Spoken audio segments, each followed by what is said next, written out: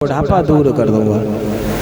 और महाराज इतना कहा और कहकर के नारद जी जब गए तो उन्होंने श्रीमद् भागवत कथा का पान करवाया। किसको?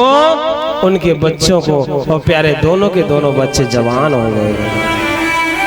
जरा सोचिए कितनी ताकत है इस भागवत में।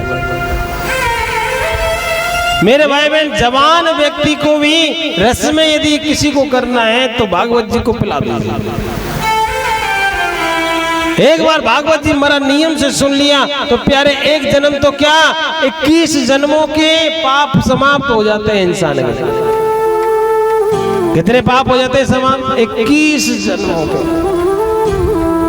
एक बार सुनने से केवल। और हमारे यहाँ तो मरा हर साल कथा होती है। अच्छा, कौन कौन सुनता है मरा नियम से?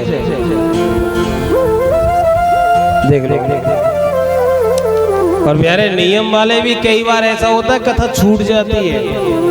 ये जो भगवान की कथा है ना, सबको नहीं मिलती।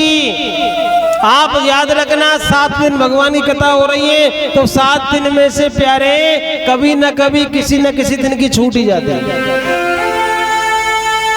क्यों छूट जाती है? तो कहीं ना कहीं हमारे जो पाप है ना वो डेरा डाल करके बैठ जाते हैं और हमारे मन को बदल देते हैं।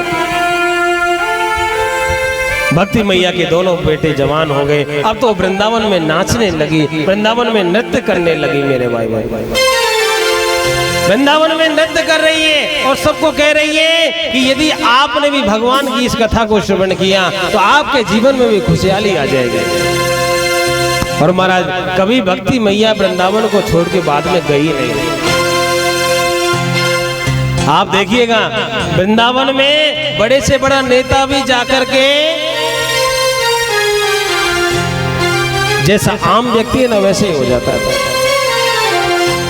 वृंदावन में कोई बड़े से बड़ा साधु आकर के भी आम व्यक्ति के जैसा हो जाता है। वृंदावन में बड़े से बड़ा ज्ञानी आकर के भी आम व्यक्ति के जैसा हो जाता है। क्या? क्योंकि वहां तो केवल एक ही कार्य है। क्या? कि भगवान के सेवा कर रहा।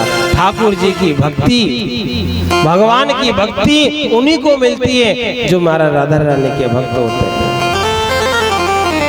वृंदावन में कौन रानी है? वृंदावन में एक रानी है मेरे भाई बहन, याद रखना। कौन? राधा रानी। भगवान भी राधा रानी के पैर दबाता है। हाँ जी, हे मैया, राधा रानी के पैर कौन दबाता है? आज भी दबाता है। निधिवन में देखना, कभी जाओ तो महाराज वहां पर आज भी सैया बिछाई जाती है। और बिछाने के बाद में जब सुबह दरवाजा खोलते हैं तो प्यारे जितना सामान रखा जाता है अस्त व्यस्त मिलता है। लड्डू रखते हैं, खाया हुआ मिलता है। पान रखते हैं, खाया हुआ मिलता है। भगवान के लिए दातुन रखते हैं, दातुन ऐसे लगता है कि मानो कोई दातुन करके निकला है। और वह रास होता है। और महाराज राधा रानी के चरण आज भी मेरा कन्हैया दबाता है। कहाँ? वृंदावन में। और भाई दबाना भी चाहिए। देखो साहब, अच्छा आपके भी दबाते होंगे? कन्हैया तो दबाते हो भाई, दबाने भी चाहिए। देखो देवियां इतना काम करती हैं तो पैर दबा दे तो क्या दिक्कत है सर? 5 मिनट दबा दो, क्या है? रानी की सेवा करता है। और करे क्यों ना?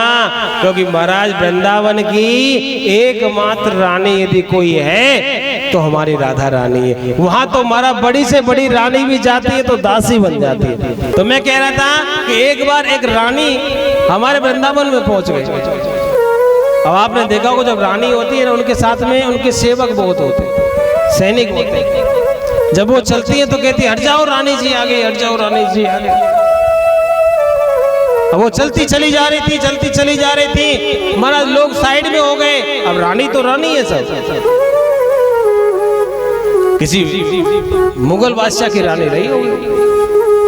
और वो जैसे ही पहुंची तो महाराज सभी लोग साइड हो गए। लेकिन वहीं पर बिहारी जी के यहाँ प्योड़ी पर एक बहुत ही सुंदर अपने मन से एक स्त्री झाड़ू लगा रही थी। क्या लगा रही थी? एक स्त्री झाड़ू लगा रहे थे। अब सैनिकों ने कहा, ए माता जी जरा रास्ता दे दीजिए, रानी जी आ रही है, भगवान के दर्शन करना है। माता जी ने नहीं सुना, दोबारा बोला, अरे माता जी आप कुचल जाओगी, साइड हट जाओ। माता जी ने नहीं सुना। तिबारा कहा तो माता जी एकदम तड़क करके बोली, हे भैया ये हमारे वृंदावन में कौन सी निपुति दूसरी रानी आ गई? ये मेरी सौत कौन सी आई है? हमारे वृंदावन में कोई रानी वानी नहीं है, हमारे यहाँ केवल 3 रानी है। कितनी? 3।